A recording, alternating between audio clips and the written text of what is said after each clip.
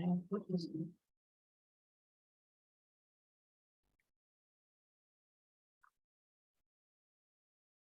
a video. There we Audio. go. Can you all hear me? Excellent. Well, my mind is somewhere over the Pacific. I just flew in from Australia yesterday.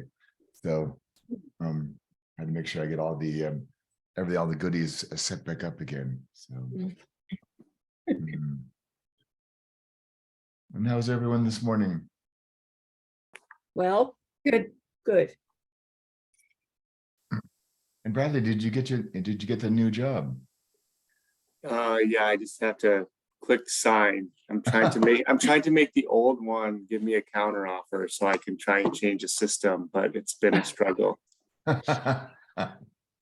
I've been trying to change the system for 10 years, and so this is my last chance to try and nudge them to something that's more fair and sustainable on my way out. So Give it one last shot. yeah. Yeah. Wonderful. We've got a couple of new people coming in here, and we'll go ahead and get started.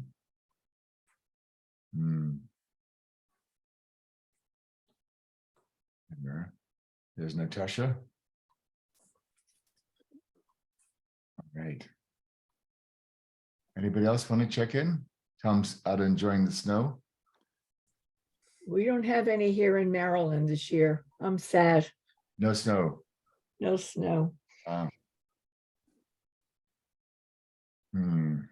Miss it. Yeah. Happy Pi Day. But what it's Happy Pi Day. 3.14. As opposed to apple or cherry. Yeah, pie, like, yeah, okay. Sorry. Yeah. All right. Oh, I was hopeful for just a moment. I know. Right. Oh, free pie. Apple pie.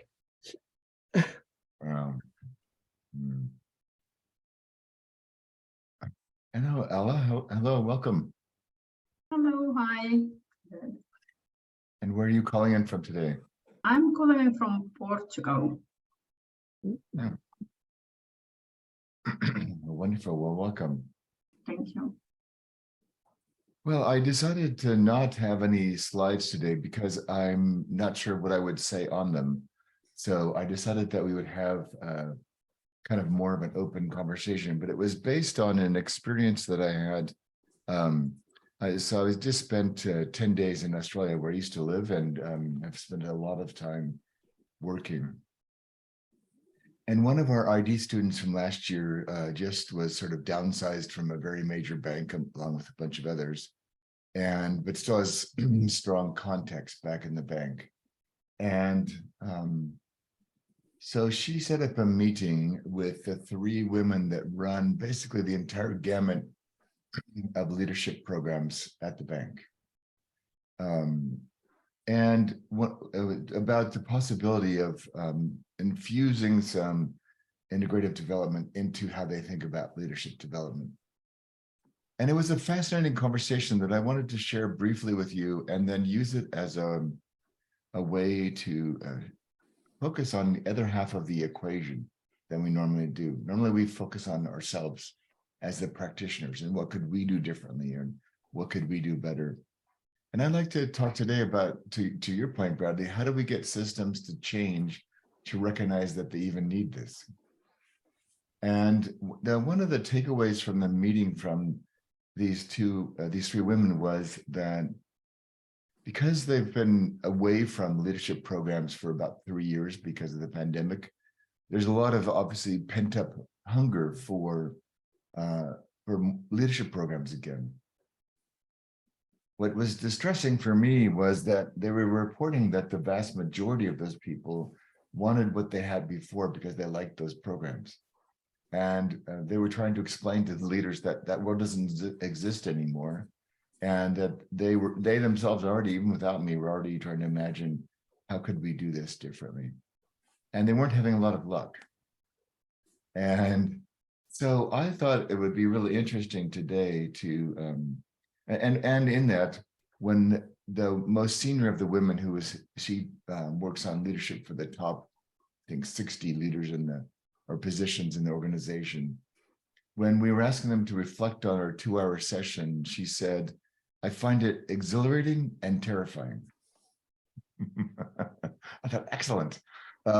But she said, you know, it's very clear that what we have is not going to work, which is, and what you're suggesting seems exhilarating in terms of a fresh perspective. And it feels terrifying trying to convince others that we need something else. And what really became clear to me on my trip to Australia was how much we've been brainwashed since kindergarten in terms of thinking about what education actually was and what learning actually is. And a lot of the paradigms that ID is trying to shift are just pretty deeply ingrained in how we think about learning and development.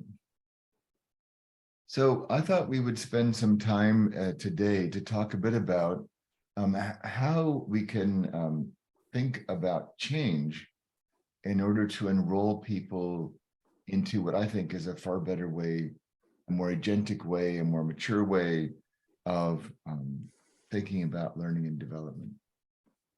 And the way that I thought we would do this as a start is I'd like to, I'm happy to take any of the questions up to now, but to give you a chance to meet in some small groups, to talk a bit about something maybe in your own life or practice that you've not completely changed as much as you would have hoped. So what is one thing you're wrestling with in your own life or practice that might sort of start to surface some of the challenges we're facing around change ourselves? And then we could spend the second half of our time together this morning, or morning for me, talking a bit about what could we learn about from ourselves that might help us gain some new insights to give our clients the courage to actually try something else. Does that make sense? And if you don't have any changes going on in your life, you could probably borrow some from your partners. So any thoughts or any questions before I bring you into some small groups?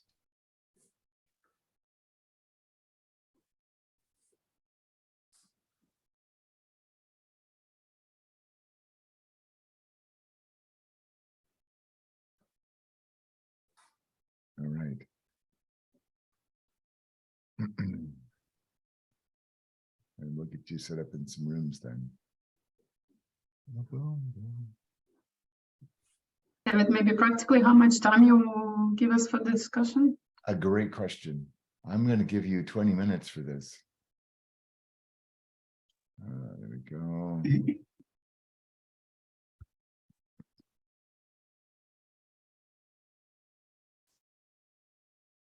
All right, enjoy.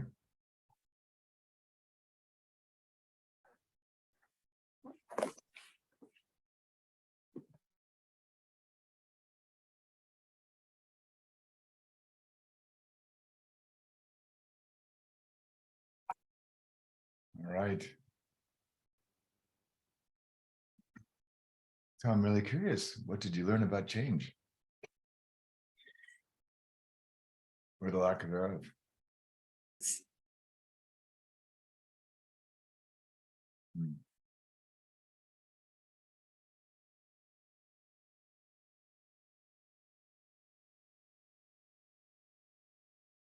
Me, I found that each of us were struggling with wrestling with our inner journey. Okay. It was the not so much, related to business or gaining more clients or anything like that. It really was, our conversation was very deep in the inner journey that we experience, and how we are living our best life. And what are we calling ourselves to? I think that's a good question.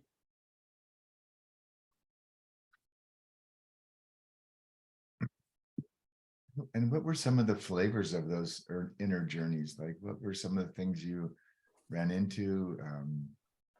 Yeah. I ran into my own age as I am I hate that when aging. that happens. Yeah, as I am aging and still how am I able to make a significant contribution Mm, to the world? And I heard essence of spirituality, deeper spirituality, and belief in oneself. Those are the things that I heard in our conversation. And Tom and Olive, if you have anything else to say about that.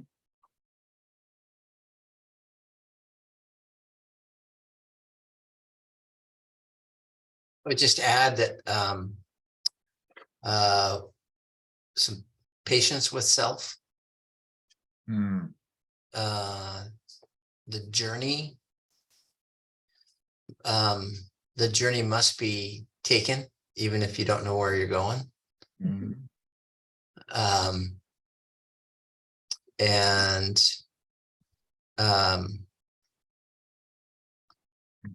for me, it was the concept of horizon. For me, it was trust. And so if I want to get up here, even though if I feel I'm here, this would be the expectation of the standard.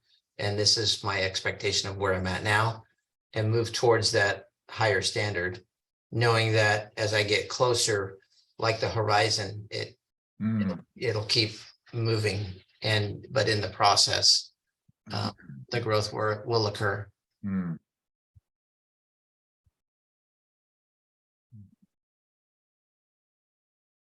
Alva, is there anything you'd like to add to your group's conversation? I think one other thing we talked about the aspect of it is the individual change versus the change also of the systems around you and the systems within you, and how those kind of work together or not and impact each other. If I may add, I really liked what you said. It's the systems within us and the systems around us, and like how they correlate, how they fight sometimes, and when they fight, which one is stronger? And then in my case, the internal system gets stronger, and I revert back to my old habits. And it's very difficult for me to change.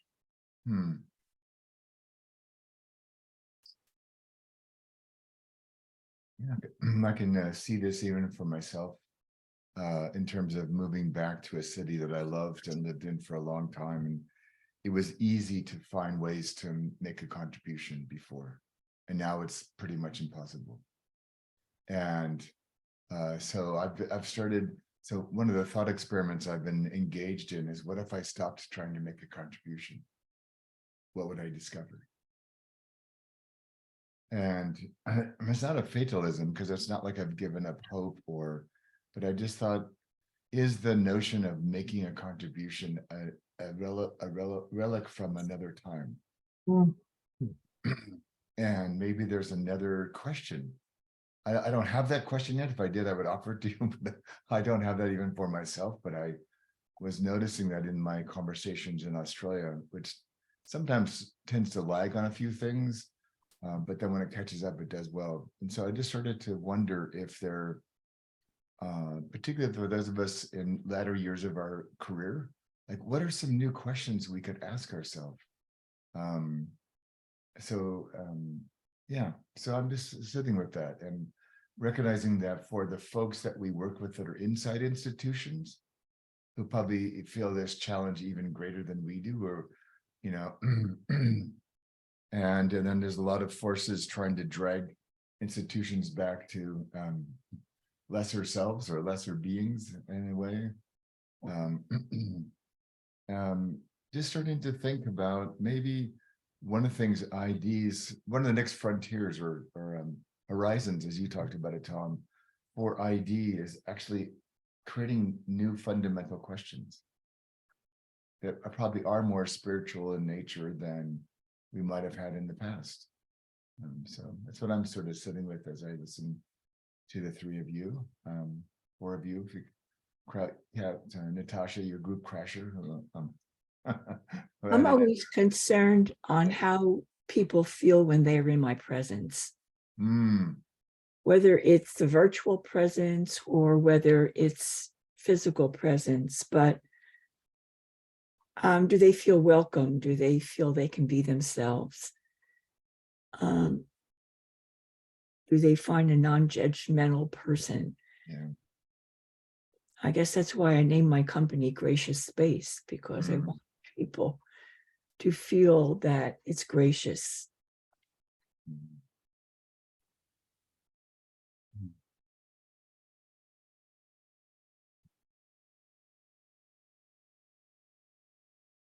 And how about the other two groups? Where did you end up? What did you discover? So for the thing that I've been sitting with, and it's exactly in what we've all been talking about, and it's the letting go of criticism, the fear of criticism. Sharon, as you had said, and I realize if I can just sit with it, either not absorb someone else's criticism or really take it to heart and say that my presence with people more and fighting. And so then my true self comes out, which is the more playful self. So it's, and I'm finding that just even body language matters. Even with Zoom, it's if I'm like really in your face or, like saying today's Pi Day and knowing that you were joking and still dropping into it, immediately the criticism came like, oh, why did I even say that? And, was I trying to be clever? And so, and then I'm like, no, it is what it is. It's out in the universe and just let it go. And so that's how I want to show up for people. Just be who you are and figure out which path to take.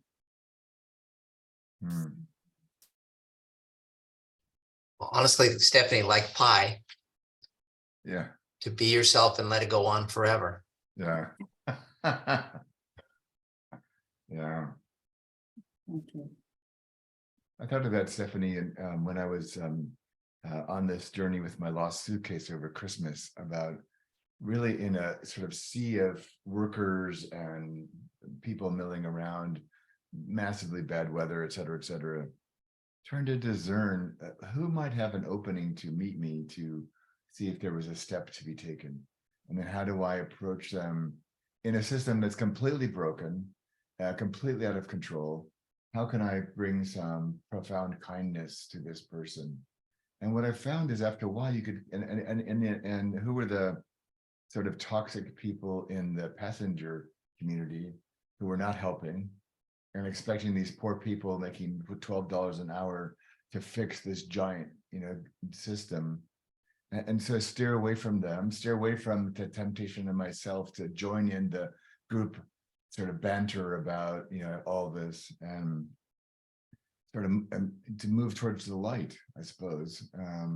And I found extraordinary people to help me, and then getting clear senses of what actually was going to work. It just was going to take some time, and what wasn't going to work, and you kind of the whole system became available to me in a way that I would not have if I was very transactional or very aggressive or whatever in terms of trying to fix the problem. There was no problem to fix, and there certainly was no fixing at the time.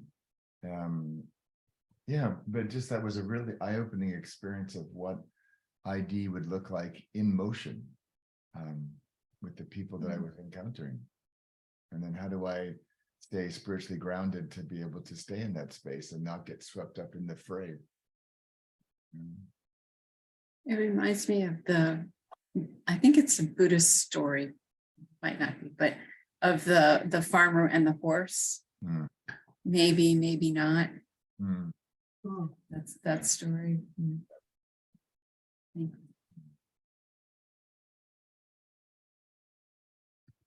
Others, anyone else like to check in from your group or your experience?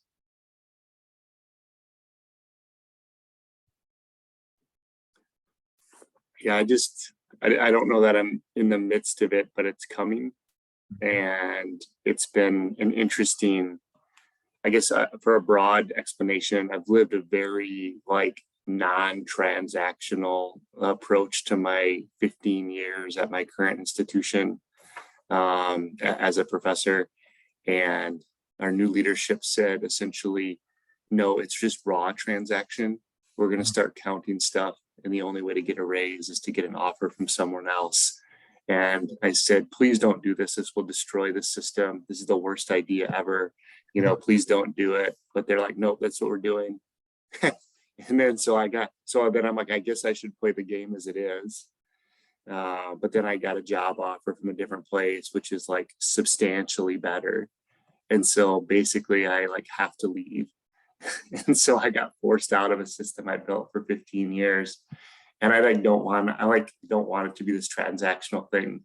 Hmm. Like you shouldn't be a professor in academia to like, you know, count the number of publications or citations or something else you have.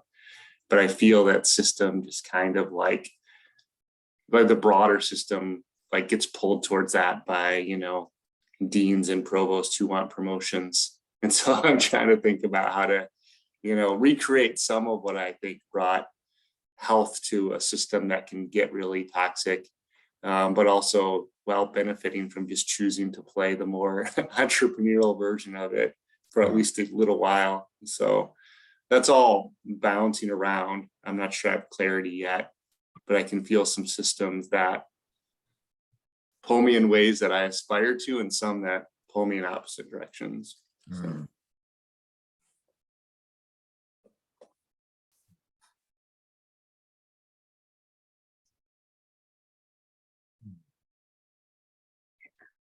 I'm wrestling with integrity, coming from a place of integrity at all times. I used to think, and I worked with Stephanie, and I used to call it authenticity, and I'm shifting to integrity as a more complete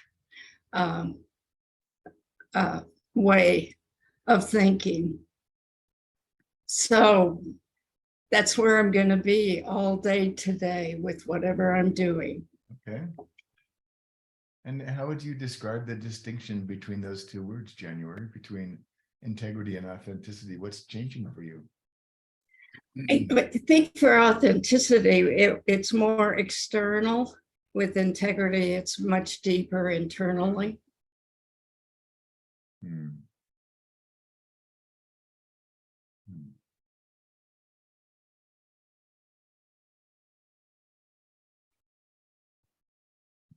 Thank you. How can you tell the difference then? I think there will be a bit of external expectation, you know, as far as what I get in return. I'm not explaining it will be much deeper. The authenticity for me is more superficial than integrity, which is deeper and more of who I am. Interesting. Do you think Did that help? I'm sorry, go ahead. Well, I was just, do you think that it struck me that living like from this place of integrity would call you to change systems more than just authentically being yourself in the systems that you find yourself in? Yes, that's good. Yes. You know, It was interesting, January, when you're talking about authenticity and integrity. What comes up for me is authenticity is relatively easy for me. But I define it as being who I am. Mhm. Not controlling, not playing a role, just being showing up as who I am. But most of the time, I don't like who I am. So integrity is basically accepting all of the parts of me, even the ones that I don't like. So integrity is much harder for me because I need to bring all of these parts and accept them and be towards them.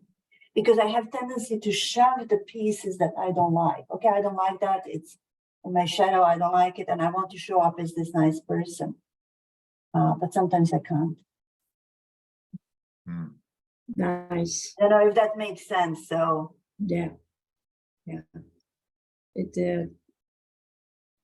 Did it for you? yeah, it's just, I also aspire to be in integrity all the time, but I'm finding that it's not easy because I'm the one who's not happy.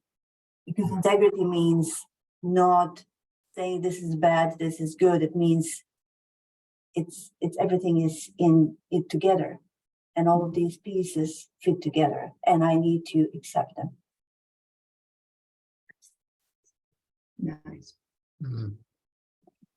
My apologies, I will need to leave in 5 minutes. I will just be quiet for the remainder. Hmm. Hmm. Hmm.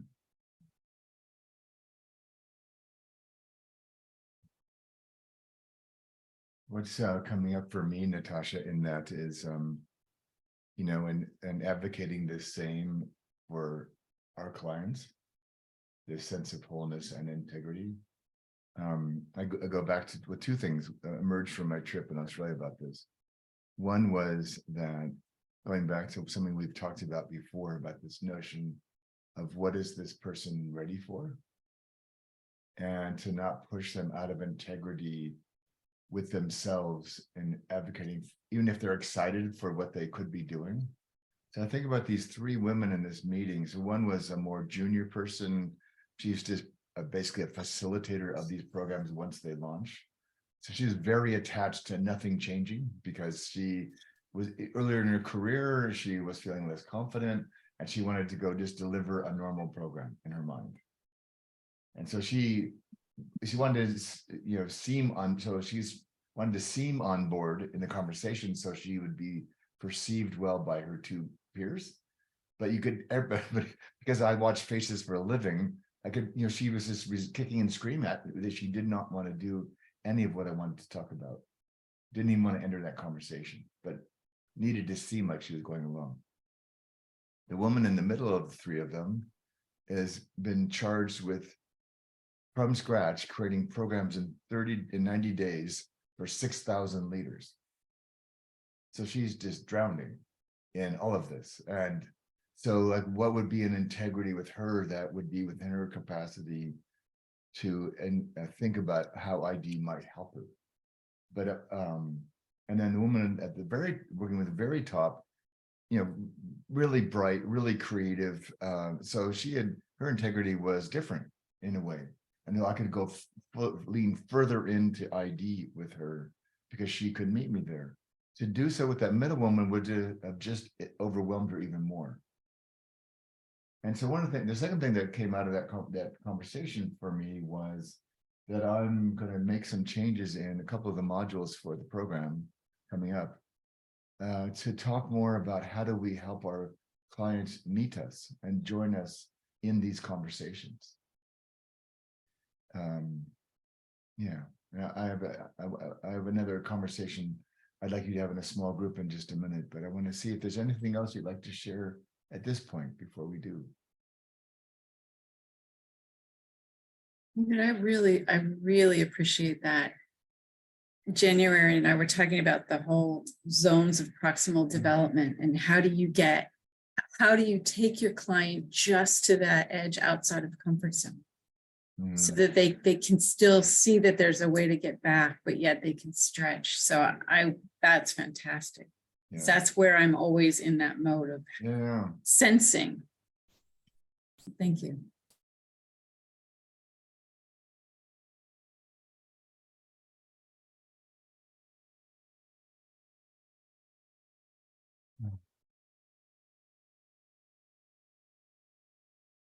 Bradley's thinking, so I didn't want to interrupt. Well, I think I've been doing some work on, people selecting coaches and helpers and what to look for. And I think this, it's interesting to think about if we're in a place where like the world should be different and the programs, shouldn't be the same old programs, how much of that is the world and how much of that is being a senior person who now is doing, later career expert work. Mhm. And maybe, it's not ideal to, be the person trying to coach or lead somebody who, Yeah. is trying to do something more concrete. Yeah. So you might be able to say, like, I'm going to keep wanting to push you way too far out of your zone Mhm. because of where I am. And so that's just an interesting, that's what I was thinking about, Yes. right? Like which people like aren't a right fit because I'm going to try to push them too far for Yeah. where they're ready. Yeah. Yeah, and then in terms of the authenticity and integrity question, then one of my commitments to myself was to return to doing more projects that felt like they had a higher social purpose. And I thought, well, banking's about as far away from that as I can get. And then I was like, then thinking, well, and the senior practitioner I would love to have as a business partner in this, on this project, because I think it'd be a really stimulating conversation, two people at the later stages of their career. It could be quite fascinating that way. And the younger woman, I think I would dysregulate her continuously, even by just talking, let alone doing anything. She needs something else. And the woman in the middle, when I wrote her, I just talked a bit about maybe she would find value in having me walk alongside her and her setting the pace and her for deciding what she could do in that. And I think she's actually capable of more, but she has zero support. And so it would just overwhelm her to try to do too much. And kind of what I was coming back to, I came back to this phrase that many of you might have heard from Meg Wheatley in one of her last books, and she talked a little about islands of sanity. And I sort of was equating that with these zones of these developmental threshold zones and these zones of proximal development. And I started to realize, and it's why I stopped writing my ID book, because I realized I began the book before the pandemic. It was quoting lots of amazing projects I had done, but all before the pandemic. And I think now that, things are shifting some away from that and the world's good, the world is doing what it's doing, that I need to really pay attention to what does ID look like now. And one of the insights I had while I was away, just in a variety of conversations with ID graduates of ours, some potential partners in projects, was that everyone was struggling, like, where do we start to do something different? Like, there's no Archimedean point of leverage that we can find. It's all this giant swirl of things. And so I started thinking back to this idea of islands of sanity. So for this younger employee of the team of 3, her island is tiny, right? And she would have very little to hold on to kind of be in this bigger conversation. Whereas with the more senior woman, she would have a very large and spacious island to really explore what was possible. And so I started thinking about the way that I was talking about these potential ID projects, as there was 3 of them, And realizing that picking a point to stand was the first question. Like, where do you stand to begin? And it's often then going to be with people who are ready to go, even to stand in that space, that imagination. And, you know, as you're discovering, Bradley, with your universities, so they have no island. They're not willing to stand anywhere other than the one they've declared on the mainland. And Just an aside on that, our university president was like, we had like accreditors coming, so he was like trying to tell us we should kind of know the mission, but when he was doing it, he was like getting it wrong. And he's like, I don't know. He's like, I don't know why we need these missions anyway. It's just something for accreditation. And I just pointed out to him in front of like 30 people that I thought the point of the mission was to constrain administrative choices, which he didn't find super exciting. But I'm like, no, I think the mission is so you can't do whatever you want with the university. And anyway, yeah, maybe it's time for me to find a new container for employment, but it is fun to point out. I'm like, no, the mission is to, you know, give us an island of sanity from you, like yeah, changing the whole thing on a Tuesday. So yeah. But I think it's, you know, particularly when we're involved in larger systems. And yeah, so I've just been sitting with, you know, sort of like with you, Sharon, I've been just sitting with this question on the plane home, and even earlier this morning about what is my sense of all that, about where I stand with my clients. And I'm just sort of, and so with one of the projects in particular, I'm thinking of sort of this hyper local kind of approach where just working with small pockets of people who are ready to do something without the illusion that there is a clear horizon or a clear outcome where this could become different. And it's almost, for me, coming back to the kind of the increasing sort of Buddhist Taoist roots of all this, of in this moment of time, how can I be ID as much as possible? And what would that look like for this person in this encounter? And then, you know, then stepping back and thinking about what are the larger trends, the larger forces that might open up some bigger possibilities. But I think people's attention spans are short, their tolerances are small, their fears are higher than they realize.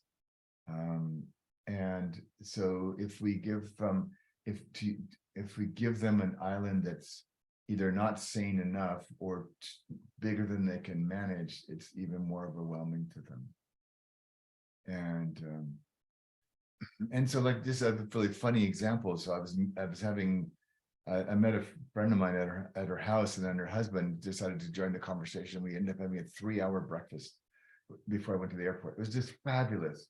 And so we decided we're going to start a series of breakfasts as one of the early stages of a project. So, but that's in the spirit of what she's trying to accomplish. Because to this point, she has done an amazing piece of work helping the providers of mental health services in her region think about their work differently. But now they've got to take their pilot and scale it to all the agencies across the state. And it's just bedlam, because the vast majority of them know that what they're doing is not working at all and refuse to change. And so we thought, we can't just, as we might have in the old days, very dutifully try to scale this proven pilot and to start having a series of literal breakfasts with some of these other organizations and other bureaucrats who are locked into a system that's probably from the 1950s.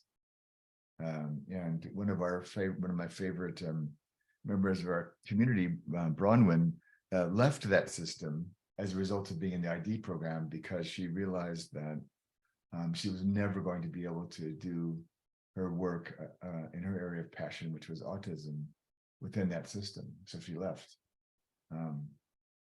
But for others, yeah, it's going to be something different.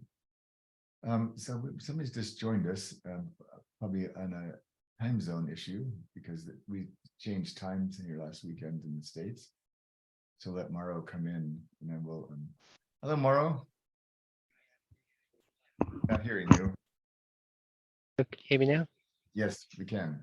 Welcome. Ryan. Thank you. We've been underway for a while, but where are you calling from today? I'm calling from the UK. Oh, I thought it started at 3 o'clock UK time. Is that 9 o'clock? We changed, American changed times last weekend. Ah, that would be why. But we're glad to have you. So we have, is there anything you'd like to just share briefly? We were about to go into some breakout rooms, but I want to just give you a minute just to kind of welcome you and anything you'd like to share about yourself and what brought you here today. Yes, so I sort of live in the UK, obviously, and the last year I did a professional coaching qualification at Henley Business School, and in the course of exploring the different types of coaching methods and frameworks, etc., that are out there, narrative coaching was the one that sort of resonated most with me, and so yeah, just thought I'd come along to the call today. Okay, See what I could learn. great.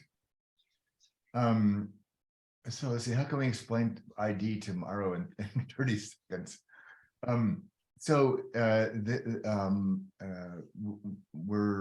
have two primary programs. One is our narrative coaching program, and one is called the ID Way, and it takes the learning and development theory that sits inside narrative coaching and adds a sort of a deeper spiritual foundation, if you will, to that, and allows you to work that way in any context. In your life or in your practice. And so we've been talking a bit today about how do we engage our clients in freeing themselves to work like this.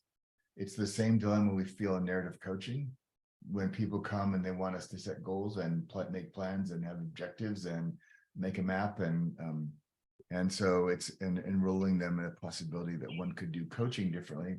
This is the same invitation, just at a bigger scale. And so yeah. Okay. Is there anything else from the conversation we were having that maybe you want to share before I give you a question for your breakout rooms? Welcome, Mauro. You're in the right place. Yeah. Hello. Hey, David, one of the things that I think we experienced in the work we were doing with a government organization was giving people the opportunity to find their voice in small groups. So like your breakfast, it was, small groups of people that maybe were not, in some cases they were teams, and in other cases they weren't. But it allowed them to see, oh, you're just like me. You maybe have a slightly different twist on the pain you're experiencing, but you're in pain. So I think that for me, that's one of the first pieces of once you, and the way that the contract even happened was having that conversation with a single person who was in the leadership role, who then saw what it felt like to be seen and heard and witnessed. And it was just what is, a real simple what is. And then what if, and that what if turned into a program for the whole staff. But it was those intimate, just that I see you and feel you. Yeah. The most effective sales tool I ever developed for ID was just demonstrating with it in the interview. That's how I got almost all my jobs. Not because I explained it or showed them anything. The case studies and the evidence was there, but it was that felt experience which allowed them to imagine there's a better way to be doing this. Yeah. Yeah.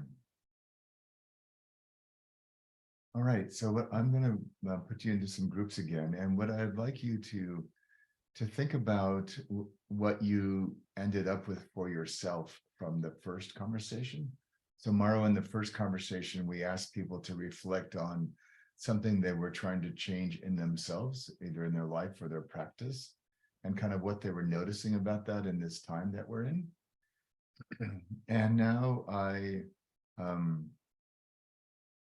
would like you to return to that topic but I'd like you to inquire into that have somebody in your group inquire into that with you about how you might enroll yourself in approaching that question differently than you might have in the past.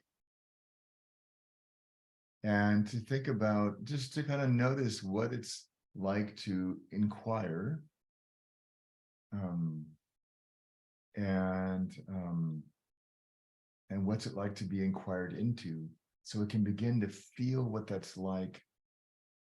Like, so what is it like to be a university president now? Right? What would enable them to show up to a conversation, and what keeps them from showing up in the conversation?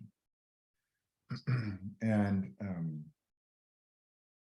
yeah, and so for me, not only is, to your point, Stephanie, is it witnessing people differently. And again, I used my entire quite hilarious journey trying to find my suitcase as a great experience, not only of kindness to welcome people into a conversation, but how do I invite them to think about what they were doing in a way that might yield something new. Like one of the guys in, I think he was in, where would he have been? Munich at the airport, discovered a whole new part of his computer system that he didn't know that they had. Because we started thinking, like, if they were to design something that would do this, where might that be? And he was just so grateful that somebody was being nice to him that he was willing to explore. So he filled out a whole new form that he didn't even know he had available, which again played a small role in the end of me getting my suitcase back. So I think it's part of it is that not only the meeting these people in these new places, it's being able to invite them into a different possibility. So just take some time in your pairs to inquire into what the other person shared the first time, and see what you can discover in the process of inquiry. Right?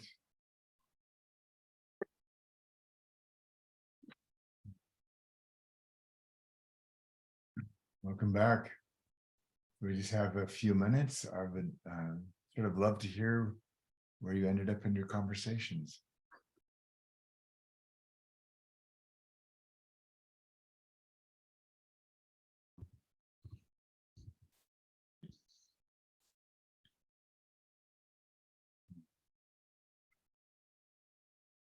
That was the inquiry. Sharon and I discovered we've both been to Haiti. Okay. That was fascinating. Yeah. And my trip to Haiti was transformative. So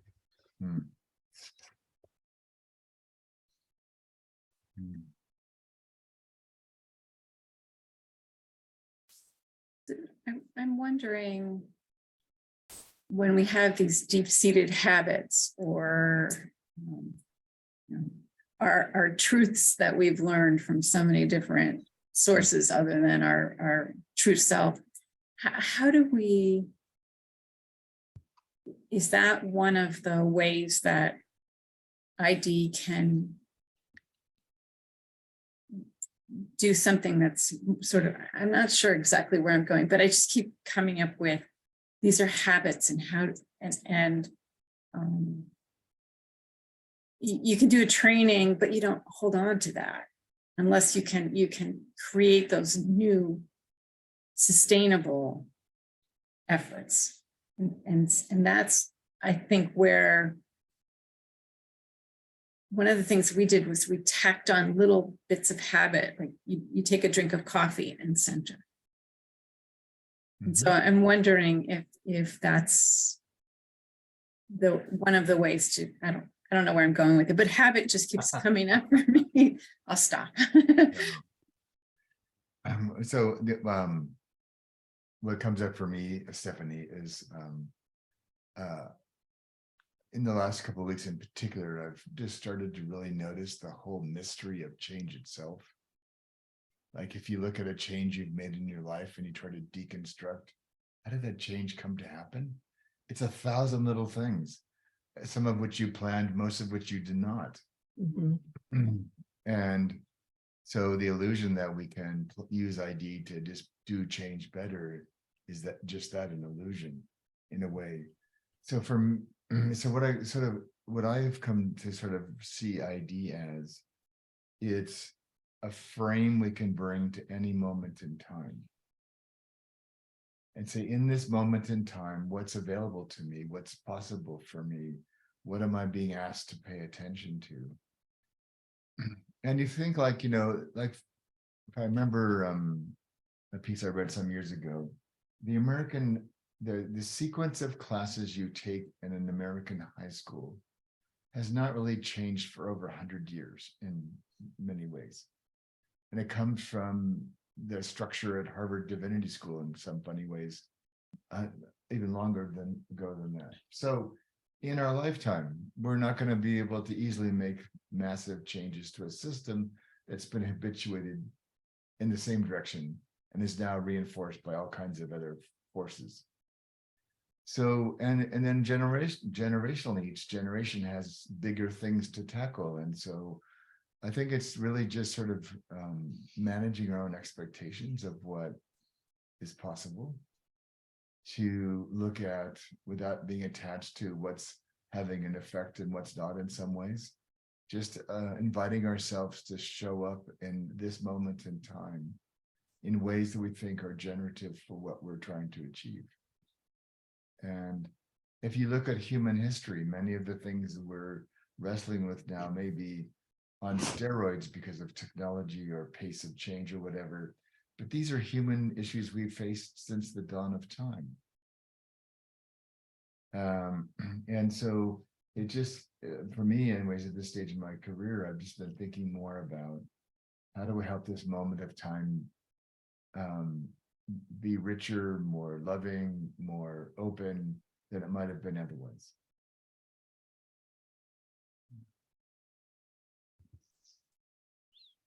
If you do enough of those, good things happen.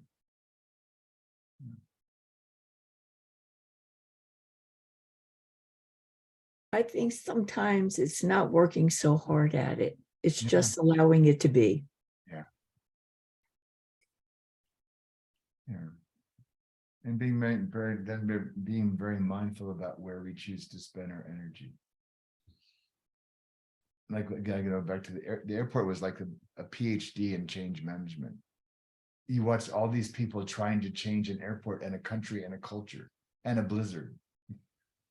And like, and you realize it's futile, but there's people that were protesting the whole thing and expecting somebody to fix it the entire time I was there. And I'm like, with one lady, I started to do a little idea intervention with her, just helping her to kind of really awaken to what was actually possible in this time. And it wasn't any of those things. So. Yeah.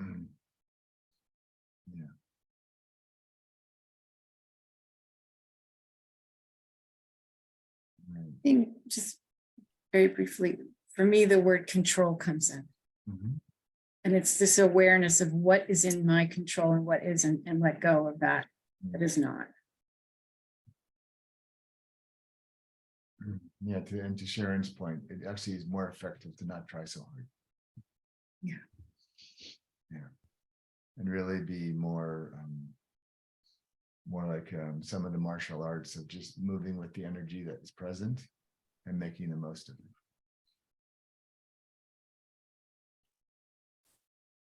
And I think just to sort of build on that, you need to have a degree of sort of flexibility and looseness to be able to move with the energy. Mhm. The one thing I'm becoming acutely aware of is I think as I read it a few weeks ago, it was this idea of strong beliefs loosely held. Mhm. And that to me was just encapsulated it brilliantly, because if you've got strong beliefs, you can move forward and you're principled and all those sorts of things. But if they're loosely held, you're prepared to sort of take on new information, for example, that Mhm. may put you in a different direction. But you have to have that openness to receive, Mhm. to be able to go with the flow, so to speak. Yeah.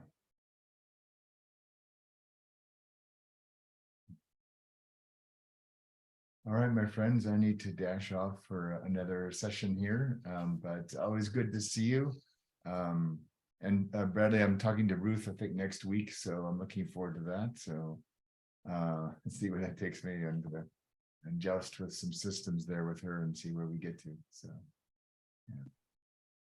All right, take care, and we'll see you again next time. And always reach out if we can be of any help. All right. Thanks all.